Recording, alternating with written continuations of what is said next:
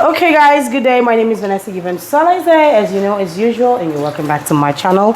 If this is the first time that you're dropping by or you're stopping by, do to hit the subscribe button and also the notification bell so that you get to see more videos like this anytime I post.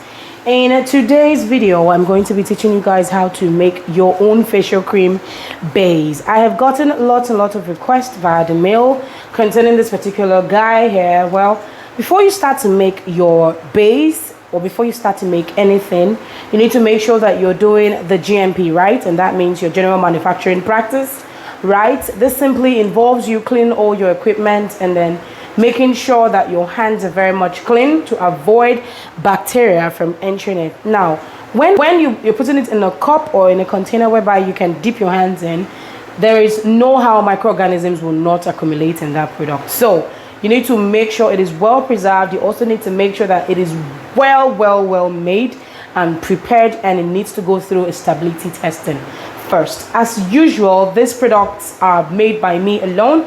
If you try it and then you do something else, that's it, you're on your own. So I have a disclaimer on my description box. Check it out and see. Before you sell these items, please do also conduct a stability test first.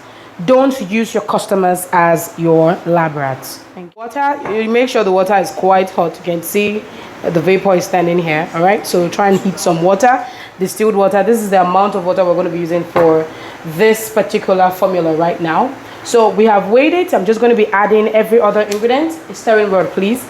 We're going to be adding the ingredients inside in. So I'm going in with the EDTA first.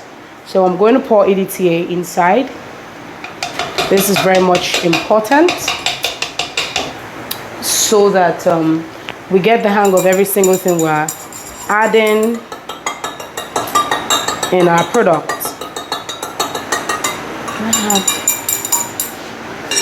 So while I've gotten this one ready, I'll try to prepare the oil phase so that everything comes together. I have my oil. This is my oil. This is the oil I'll be using. And this is just a plain beaker. I'm going to pour the oil in it. Please pour the, no, the other ones, yes. The oil phase ingredients, that one. You're going to do it gently. Sorry, I have a student here that is actually learning. So we're using all this as a mode to also practice. This one,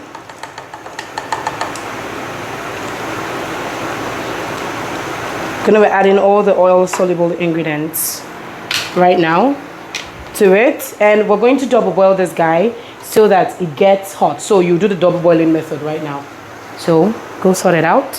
So pending that time we are waiting for the oil soluble ingredients to get really cold. I'm going to go ahead and add my Allantoin inside this guy and stir really well. Allantoin does not go all transparent if the mixture is not too hot. So your water needs to be very hot. Make sure your water phase is hot and stir very well, or else it will not go very transparent. So now the Allantoin, you can see it's clear, it's very hot. That shows that the water is hot. At this particular phase, I will be adding my Liquorice powder. I will add the Liquorice powder too inside this phase. It's heat stable also. So I'm adding all my powders that I know that they're compatible with heat now.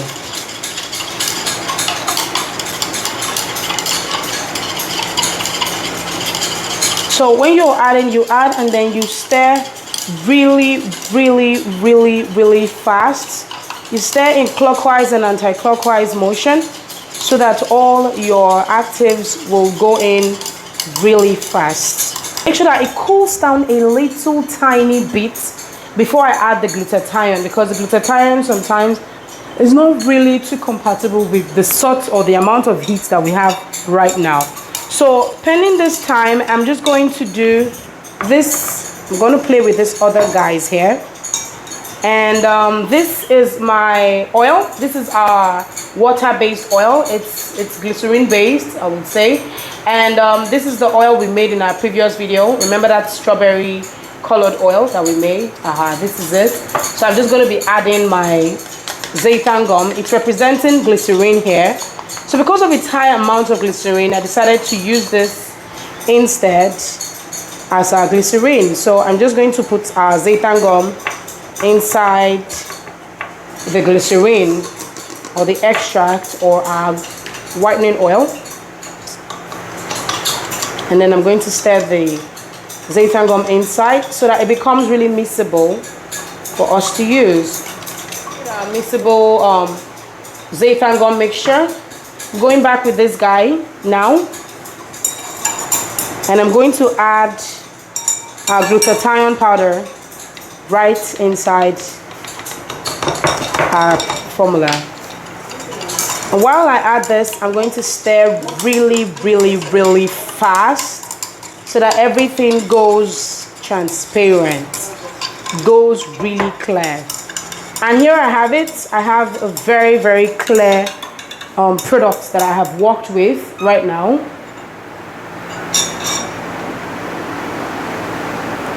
So right here, this is the potassium sorbate. This is a very good preservative too, and we're using it here. So what I did to dilute this one, I removed the amount of water that's about 1% from the normal amount of water. Normally we're supposed to have about 69.1%, so I made it 68.1% over here, then removed 1% for this guy. So I decided to turn our contents inside the bigger bake, and I'm using a sieve. You can use a cheesecloth so that any dirt in the actives that you used previously will be sieved out and it wouldn't, you know, enter inside. See, we have a reasonable amount of some extra contents that would not be lovely on your skin. You will definitely not love it on your skin, so you need to be very careful with this. Okay, so over here we have a very clean, see, our clean water is here and our clean active is here. Every single thing is right here. The next guy you want to put in is your stick blender. Now when you put your stick blender, you make sure it touches the bottom of the beaker. Okay, make sure it touches the bottom.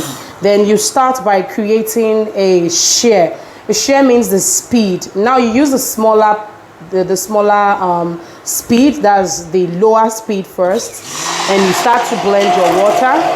When you keep doing this, you need to start putting your Xanthan Gum right inside. So please start stirring this and put it inside here. Start putting it here. So you need to keep blending it like this, and you need to keep putting it inside. So do it very well so that it gels really fast. This is the only way you get a nice hydrated sherbet gel. So gradually you start to raise it up. All right, let me have it.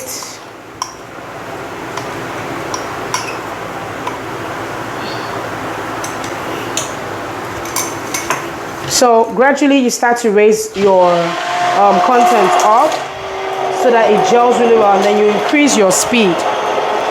All right, so you need to increase your speed just like this till you have noticed that it has blended really well. And when you're adding your oil phase, the same way we did it before is the exact same way you have to continue doing this right now. So you blend just this way, and when you blend, you pour the oil phase gradually. So you tilt your blender in a way like this. See, it was straight before, but now it's tilted. So you tilt it, and then you continue to blend. Pour, and here you have it. You have an emulsified product already. This is exactly how emulsion will occur.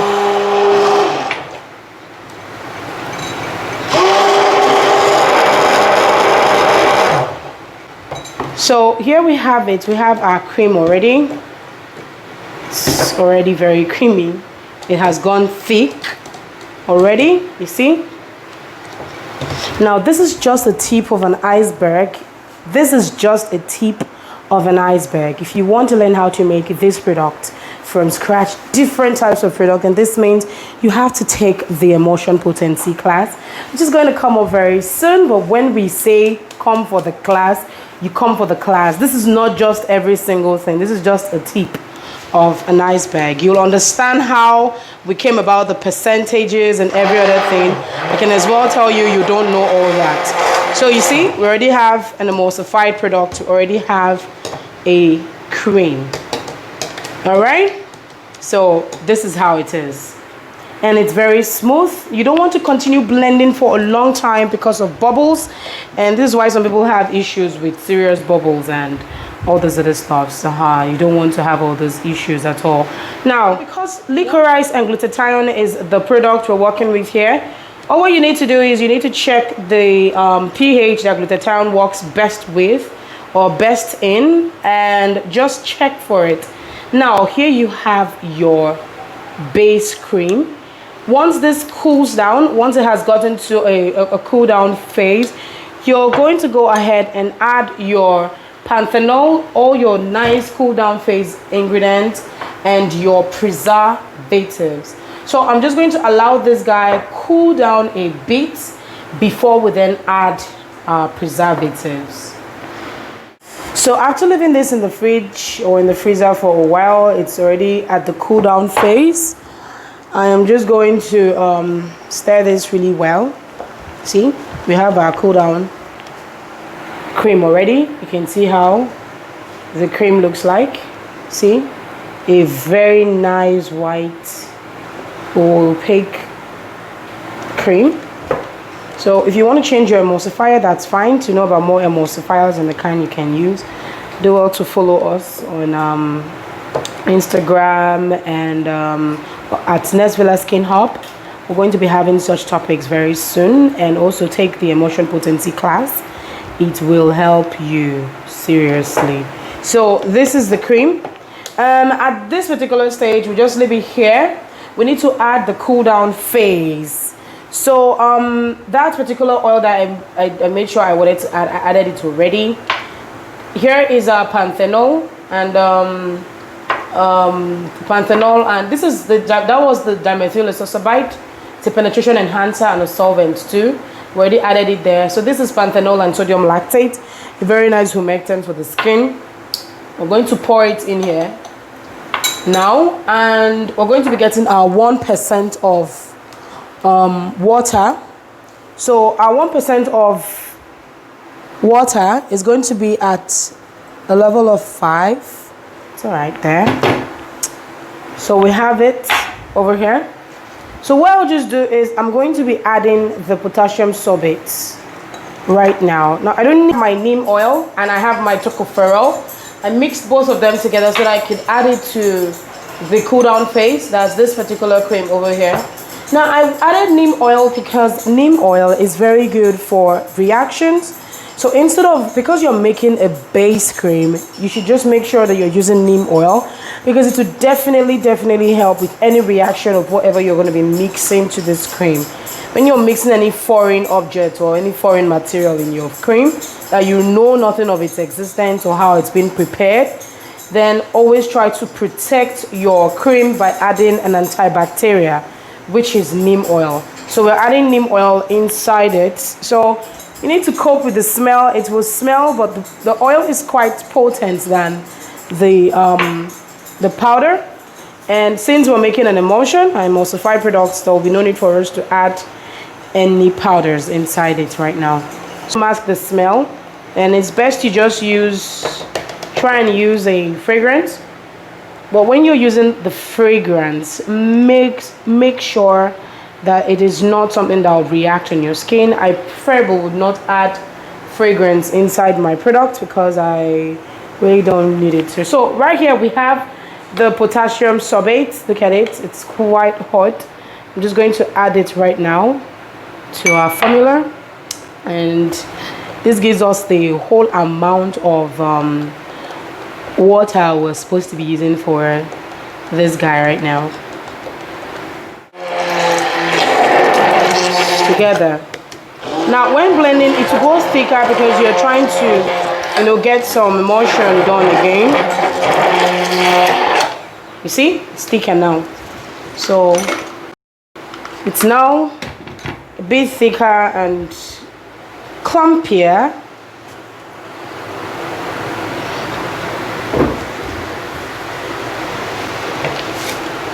And here we have it. These are cream base. And then the last but not the least, we'll be going ahead by adding our Germal Plus, which is the other preservative that we're going to be adding. Make sure you are preserving your product very well. So try and mix up your preservatives. Don't just use one type of preservative. If you use only one type of preservative, it will not last you for a while. It will definitely go bad in no time. So don't listen to anybody. Use a preservative at each of their own you know, standard pH level and the phase. The SSP method, those of my students who know what SSP means, this is the time we apply it, okay? So we're going to be adding 0.5% of Germal Plus. So I hate potassium sorbate. It smells awful, like it smells really bad. The whisk. Okay. Yeah. So adding potassium sorbate in your product sometimes will just make it smell somehow. So you just use a whisk to complete it so that it becomes fully stirred and mixed. You see? And you guys can see what I'm doing. So here we have it, a lovely face cream base. Now at this point, you can add your essential oils, you can add any fragrance of your choice, you can add any single thing you want to add, or you can mix it. If you know it's too much or it's too thin, then you can just go ahead and just increase the quantity of the emulsifiers and increase the quantity of the oils. It will be fine. All right, so there you go. Thank you so much for watching. If you enjoyed this video, do well to hit the subscribe button and also the notification bell so that you get to see more videos like this anytime I post. And also do well to share to your friends so that they share to their friends and their friends will share to their friends. And do not forget to ask your questions on the comment section so that we get prepared from every single thing. If you want to connect with me, my contacts and every other contact of the company will be right there at the description box. And always do not forget to check the pH of this product. We are not checking the pH right now because we already made this product before and it has a natural stable pH. So if you want to try and test the pH, then you can do that outside the video, or sorry, you can do that yourself at home, all right, to be sure. And try to always adjust the pH if necessary. All right, thank you so much for watching. Bye.